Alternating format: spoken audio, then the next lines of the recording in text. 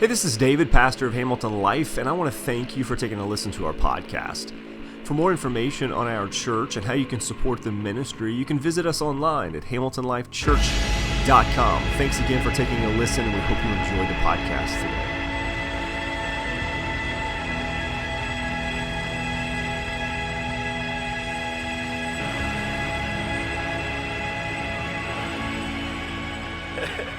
Let's pray. Father, we thank you so much for this beautiful opportunity that whatever awaits us outside, we're able to duck in and find you, that you are here.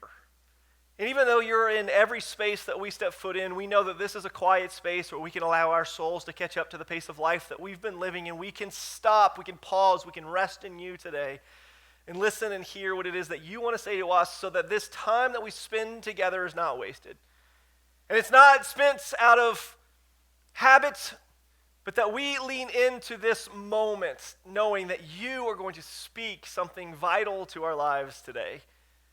So I thank you for using someone as flawed and broken and pretty funny as me. I thank you that you continue to use each and every one of us each week to deliver the gospel message and to point people to you. So may people see less of me and see more of you. And we just ask you to do something remarkable. In Jesus' mighty name we pray. Everybody say amen.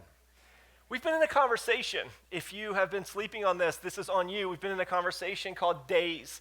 And I'll be honest, this is like one of my favorite series conversations we've ever done. You may be like, I don't know why you think that, but I really have loved the deep dive into the days of our week. I've just noticed that we live every day, a Monday or a Tuesday, as if it's just a Monday or just a Tuesday, but it's not.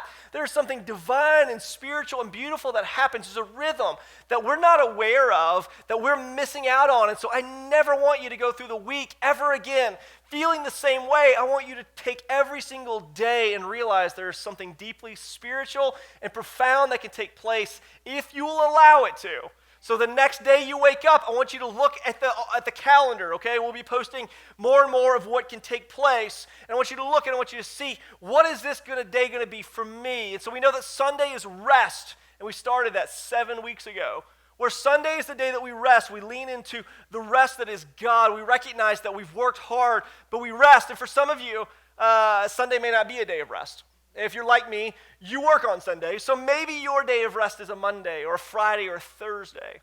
Don't get hung up on the nuances of the day, but understand this same rhythm applies to your life and your schedule. And so find a day that you say, this is my day of rest. Turn your phone off, check out, and just rest in the Lord. We know that Monday is the day that we start something new. That we know that God is going to do something new and beautiful if we'll let him. That Monday is always coming for you. That may look like a Tuesday or a Thursday or a Friday, but it's coming. That God is doing something new in you. And Tuesday we know is the day we face the battle. And we know that something hard is coming. I was in the car with my boys, and they're not in here, right? Yep, they're not. Good. So we were driving, and my youngest boy is talking about starting a YouTube channel because everybody wants to be YouTube famous. And so he was starting one, and he filmed his first video. And I said, son, did you ever post it? And he said, no, Dad, I didn't. It's hard. I said, yeah. I said, guess what? That's Tuesday. That is Tuesday. You had the idea on a Monday. You wanted to start something new. And he's like, whatever, Dad. Like, now it's Tuesday. And I start going through the Norse and Roman gods. And he's like, did you go back to school or something? Like, no, I'm just a brilliant genius. I want you to understand that Tuesday's the day you're going to face a battle. And it doesn't matter how small or large things are in your life. Tuesday is going to come for you, and you got to face the battle. Wednesday we say we're going to create good in the world. Not only do we create, but we reflect on what we've been doing, and we choose to see it as good. And Thursday is the day that we deepen our faith. We understand where our protection comes from as we move through our lives. Friday, we fight for love. It's my favorite day. We fight for love. We choose to give and show love. But today, I want us to wrap up our conversation. I want to mess with every Saturday that you've ever had. I want to mess with the rest of the Saturdays in your life. I want you to wake up every single Saturday for the remainder of the time that you live and breathe on this earth, and I want you to think about Saturday differently than you ever have before. Do I have your permission to mess with your Saturdays? Saturday. Good? Everybody have good feelings about Saturday? Saturday's a good day. It's a relaxing day. So because my schedule is different, Friday tends to be, a relaxing day for me. Saturday's the day I kind of get geared back up for today. But I love Saturday. I love Saturday because of how it feels. Everybody's home, nobody's in school, everybody's just goofing off. Saturday's great. But the Romans, they named Saturday after Saturn. Everybody say Saturn Day. Saturn Day. They named it after the Greek god, or the Roman god Saturn. The Greeks said, that's cool, but what if we called it Kronos? You know what I mean? I don't see the correlation, but it said, what if we named it after Kronos? Either way, what we know about Saturday is that Saturday is actually dedicated to the god of time. That Saturn was a god of plantation and growth and time, and Kronos is the god of time. And if you Google search, and I don't recommend this, if you Google search Kronos or even Saturn, the Greek god, and you find these images, what you find is this really ripped old guy, and he has huge wings, and he's looking really awesome, except almost every single photo you find him in, he's eating a baby. Yeah, I know, don't do it. I saw it. I said don't do it. Don't look at it. But here's the reality, is that this is a brutal god. This is a god of time, but he's not the god of time like you would imagine. Kronos is the god of time as it's happening now. He comes for everything. Kronos is the god who brings time, and he takes time. And I love that Saturn is this planet that actually operates differently. Do you know about Saturn? Saturn's crazy. So Saturn actually rotates around the Earth at 1/30th the speed of Earth, or rotates around the sun rather, 1/30th the speed of Earth. So actually Saturn is the slowest planet between here and Earth. Isn't that crazy? That on Saturn right now, it is moving slower than we are. So what you realize is if you're 30, anybody 30 in the room? Or ish, 30-ish. Anybody 30-ish? All right, close enough. You're a Saturn 1. You're a Saturn 1. 1 year on Saturn is 30 years here, so you're a Saturn 1. Isn't that anybody 60-ish? No. Okay, you're going to get there. So will I. Here's the reality. If you're 60, you're 2. You're a Saturn 2. We know nobody's 90, but if you were, and we're pulling for you, you would be 3. How wild is it that we have a planet that is moving 1/30th the speed of us? You know what I mean? Like Matthew McConaughey would go nuts. We could all get into a rocket ship and head there, and we would go back in time. We would be young because it's moving slower. But can you imagine if you're sitting on Saturn? And I doubt anyone is, but what if? And you're sitting on Saturn, and you're moving at 1/30th the speed around the sun, but you're watching Earth, and all the other planets just zip around the sun. We get real judgy, wouldn't we? We'd be like, why are you going so fast?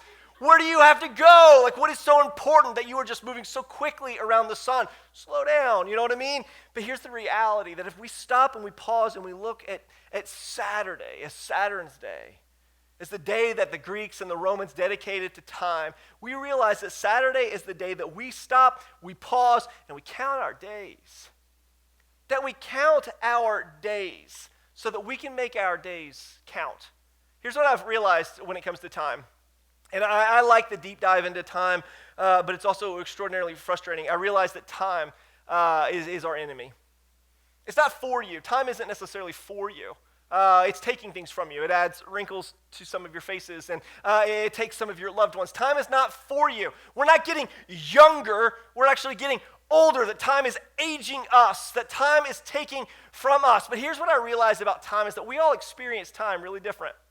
That we have this extraordinary relationship with time, in that if you have a lot of time, you trade your time to make money. And if you have a lot of money, you trade your money to get some of your time back. That we're all trading time for money and money for time. But time comes to you and me and relates to us dramatically different. One of the things I love about this church, and there's a large list, but one is that there's a lot of babies around here. And I've actually reached the mature, wise old age where I now say things like, you should really enjoy this time in your life because they grow up so fast. You know what I mean? Like, I'm the old guy that strokes his beard and said, enjoy your baby because they grow up fast. Because here's the reality. For me, that's the case. That's how I relate to time. I have a 13-year-old, and I think Jude's 10 or 11, and Estella, when we first came here, she was 1 year old. She just turned 8 yesterday. So I get the right to say time goes fast, because for me, it is going fast. But if you have an infant, a newborn, like that one, and you haven't slept for like 4 nights straight, time's not moving fast. Time's really slow. If you're changing diapers every 30 seconds, you're not thinking, wow, she's growing up so fast, I'm so proud. You're thinking, God, when is this going to end? And then you start using the toilet, and you're like, yes, but then it's something else, and then something else, and it's always something else. But it's only when you are able to step back and reflect on your life that you realize that time's moving fast. It's not moving as slow as we think. And I always had older people tell me, when you get older, time's going to seem to go quicker. Your years are going to seem to go faster. And I thought, that's an old person thing to say. And now I'm that guy who's like, hey, it's happening fast. So just lean into every moment. And that's what I want us to do. I want us to take Saturdays and I want us to stop. I want us to pause and I want us to understand the gravity, the weight that every Saturday brings. I want us to understand that time is essentially our enemy, that it's taking things from us, but if we don't harness it, it'll wreck us. That we have to understand how we relate to time. We have to understand how relating to time helps us get the most out of every single second. See, I want to suck the marrow out of time. I don't want to waste a day. I don't want to waste a week. AJ and I were in the lobby going, wow, where did September go? Wow, where did October go? And I made the comment, well, the holidays are coming, so we might as well just start January 1. You know what I mean? Like, we're done. Your year is over. How sad is that? But see, if we stop and we harness time, we don't allow it to slide through our fingers like sand. We don't allow it to slip out of our hands like a thread, that we harness it and we hold on to it. Because here's the reality, and this might seem somewhat depressing, but if you've ever been to a graveyard, it's always depressing when you start with graveyard and you look at a tombstone. You realize on that tombstone it will have your name and it will have the date that you were born and the date that you will die, and in between there's a dash. That your life and mine, regardless of how long we live, will be reduced to a dash. I want like a slash or a hashtag symbol or something just to mix it up, you know what I mean? But our lives are reduced to a dash. And it can be really depressing to go, wow, I might live 40, 50, 60 years, 80 years. Come on, I'm maybe 90. I'm taking care of myself. But I'm going to be reduced to a dash. But here's what happens is if we stop looking at time as if it is our enemy and we understand what can happen, we realize how powerful that dash really is. That your life and mine can be represented in that dash, but it can be big. It can be beautiful. And we can leave such an impact that our lives don't end, but they continue through the impact that we've made on the people around us. But that doesn't happen if we squander our time. See, you and I, we have the most precious resource ever. You can't purchase time. You can't get time back. When it's gone, it's gone. And right now, you're sitting here, and you're going to spend an hour with me.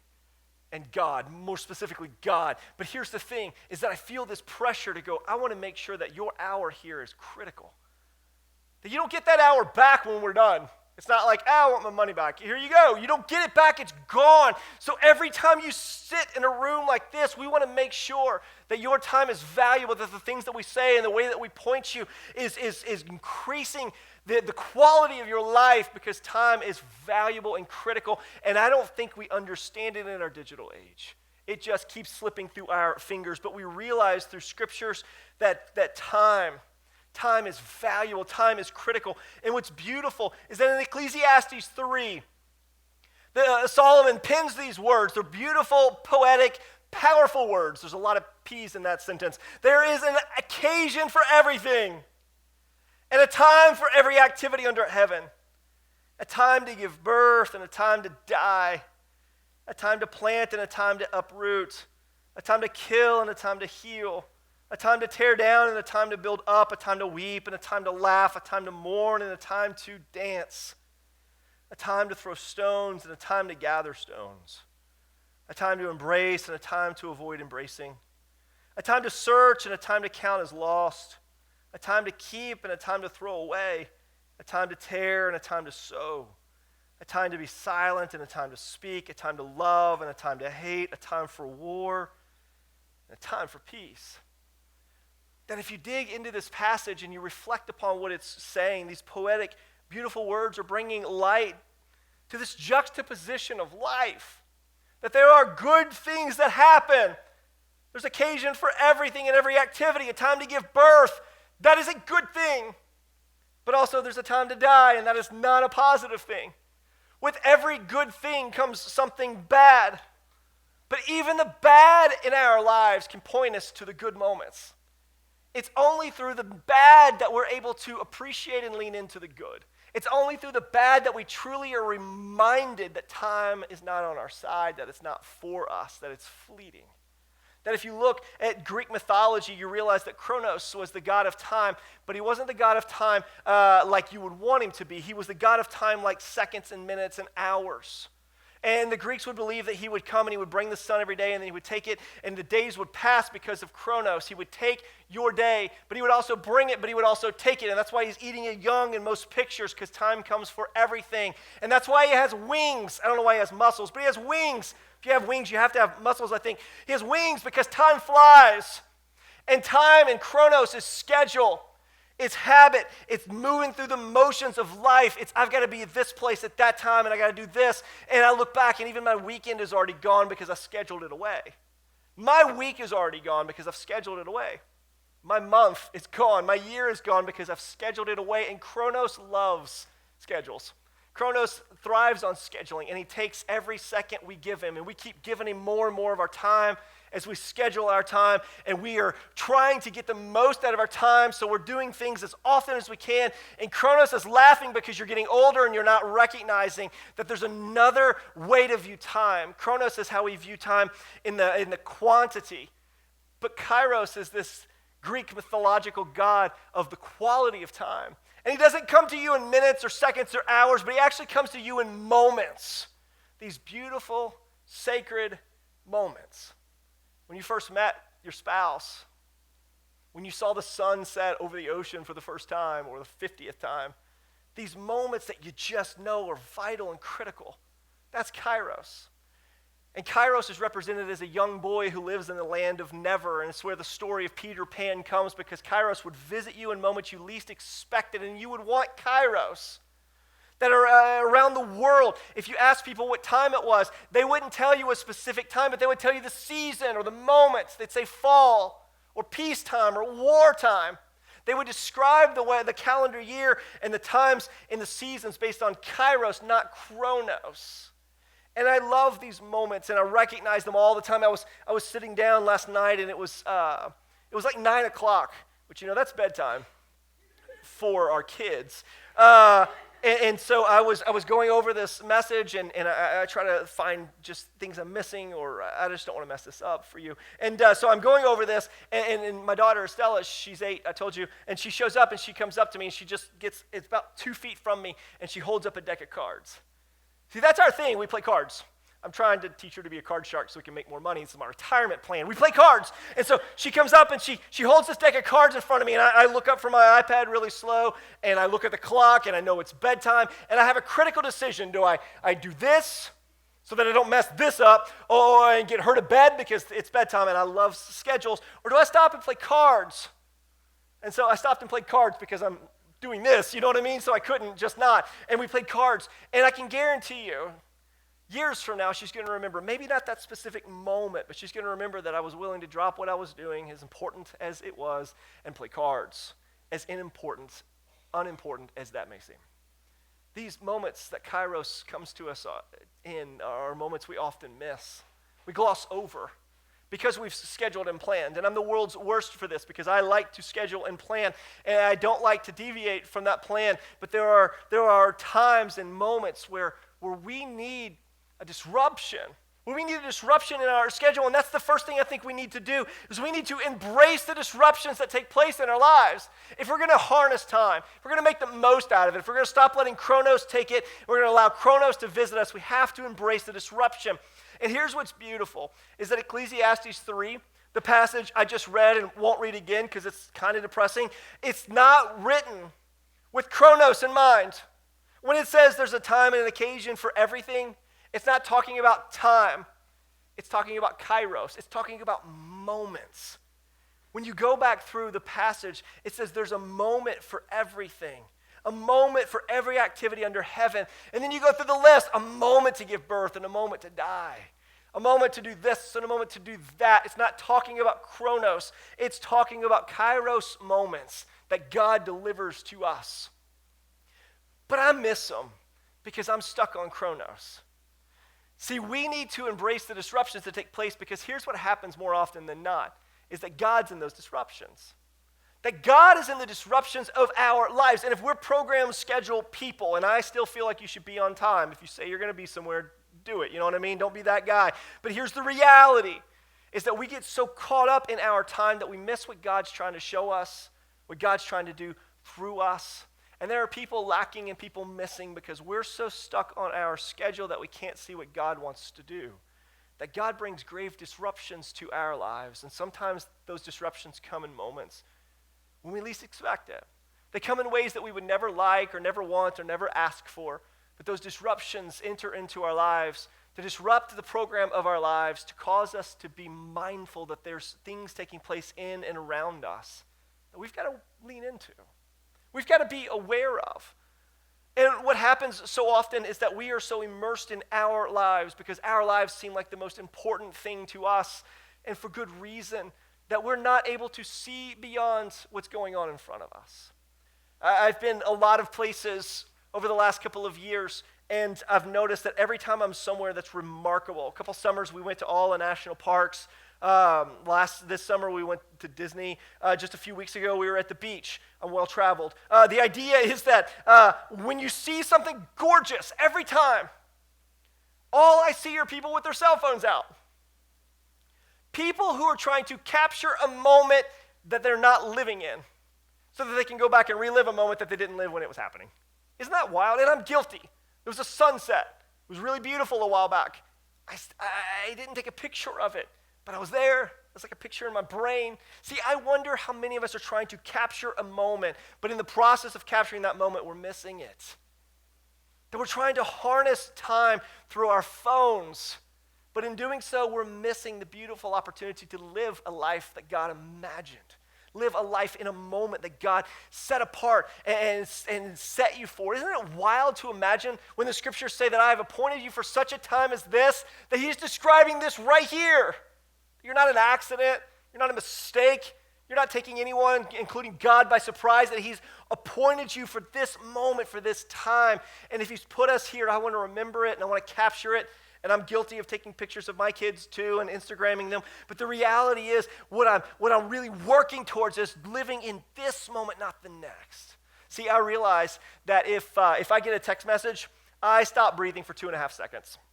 That's science. I didn't do that study. 2.5 seconds that you stop breathing when you get a text. And I have been in many situations where I'm in the yard throwing football with one of my kids, or I'm playing cards with my daughter, and I get a text, and I stop breathing for 2.5 seconds, and I turn, and I'm distracted. Probably for 2 to 3 minutes, but when you're distracted with your phone, you feel like it's just seconds, and it's only through the eyes of your kid when they say, "Dad, get off your phone," that you go, wow, I'm missing this moment to live in a different moment. I'm missing what I'm doing and the moment that God has appointed for me so that I could be in a moment that might be a distraction and not a good one. And you stop breathing for 2.5 seconds. I send about 1,500 text messages a month on average, which may or may not be as much as you do. That adds up to 25 minutes a month. Over a year's time, that is 300 minutes. That's about 5 hours of just texting. And that's probably on the low end. The reality is that we have disruptions, but they're disruptions we're embracing that are not adding quality to our lives. Now, staying connected, staying in contact is a good thing, but most of the messages that I receive are just memes. You know what I mean? Like GIFs. They're just not that important. It's not life or death. But this moment that I have with my children, which is fleeting, because they're getting older, faster, I told you that, and it's getting there. I'm missing that to be in something else. But see, I wonder how many moments I'm missing that God wants me to embrace. How many people has God placed in front of me that he wants me to minister to love on, to show his love? How many opportunities am I missing because I'm immersed in something that's not critical, that's not vital? And in Psalms 90, it says, David saying this, he says, "Teach us to number our days carefully so that we may develop wisdom in our hearts." I love that there's a direct correlation to counting our seconds and our days and being wise in our hearts. Wisdom means that we make the most of our time. It means that we don't make unwise decisions. It means that we understand what that dash could represent. That it could be one way or the other, and the choice is ours, and we're making that choice every second of every day. And if you make the wrong choice long enough, that dash will mean nothing. But David says, Lord, teach us to number our days. Here's why I think we need God to teach us to number our days. Because he knew we weren't going to do it on our own. He knew we wouldn't know. Like we had to teach our kids how to go to the restroom and read and walk because they didn't know innately. We don't know innately how to number our days, and so David is inviting God to teach us, to show us, so that we can be wise. If you'll number your days according to the scriptures, you'll be considered wise. The verse is also true, that if you don't number your days, you'll be unwise. And so I want us to take Saturday and recognize Saturday as a gift. That the good days and the bad days, they're gifts to you and to me. And if we harness those and embrace those, we'll get the most out of it. But it's not enough to embrace the good, positive disruptions in our life. I think we also have to be a disruptor. We have to disrupt for other people. That we actually get to disrupt what's happening in other people's lives. And we do this by being kind. We do this by being loving. We do this by smiling at the barista as they're making our coffee. It disrupts what they're used to. They're used to people just moving in and out, getting what they need from them and moving on.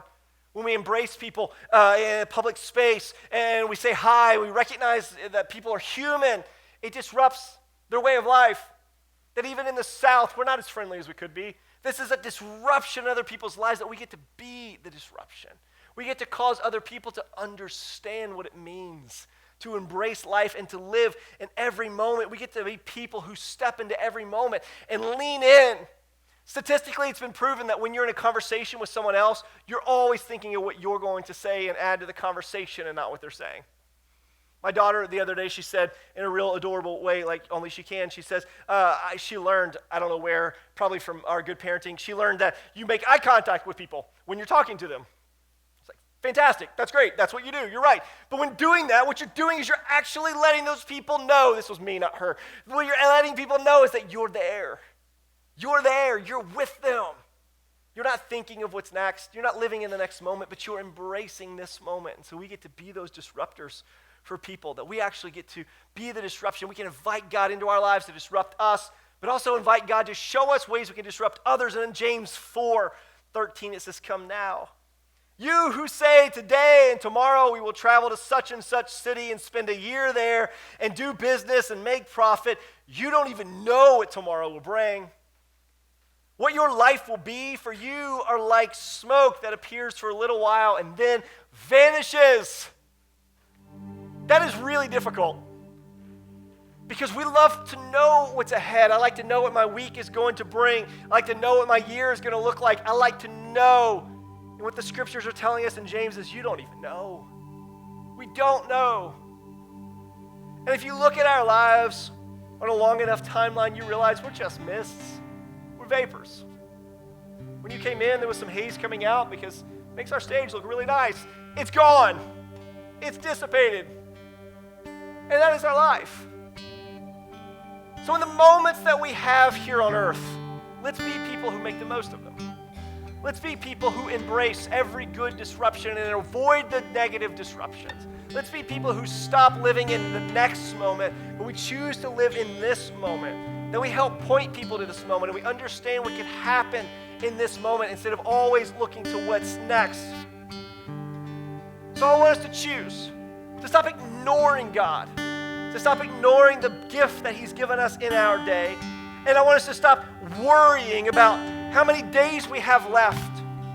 And I want us to be people who start considering what we can do with the days that we have left. Stop worrying about how many days you have left because you don't know. But you do know how you can spend them. We do know what we can do with the days that we have left. And so I want us to be people who at the end of our lives have left an impact whose dash represents so much more than anyone ever realized. I want us to be people who embrace the disruption and become the disruption for others, who understand the power of time when we harness it, when we hold on to it, and we recognize the valuable gift commodity that we have. Let's use it. Let's use it to make the world around us better. And it puts things in perspective, does it not? When the scriptures say you're just a mist or a vapor, it starts to put things in perspective for us. Because we think that our lives are so big and so important that we have to make the most of them, and we do, but by making the most of them, by hustling, by working, by trying to do, we end up missing who God's trying to create us to become. And so let's pause on Saturdays. Let's stop on Saturdays and recognize that we've got to count our days so that we can make our days count. And so I calculated, I figured I'm going to live to be about 90 years old. It's just, I'm an optimist. You know what I'm saying? An optimist lives longer, so an optimist said. I'm going to be 90. So that means I have about 50 years left. Not about. That means I have 50 years left. That's not a lot, you know? That's not a lot of time left. So I've got to begin to think, okay, what can I do with that time? Then I have a Bible in my office, and I numbered the pages. And if I read one page every single day, I'll read through it 7 times before I die.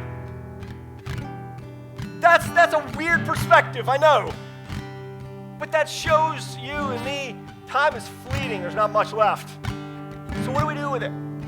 What do we do with it? See, I've got this iPhone, and I recognize, I'll admit, I'm addicted, right? Admitting it helps you a lot. And so I realized that if I'm going to stare at this beautiful, glowing, magical box all the time, then I need to do something with that time.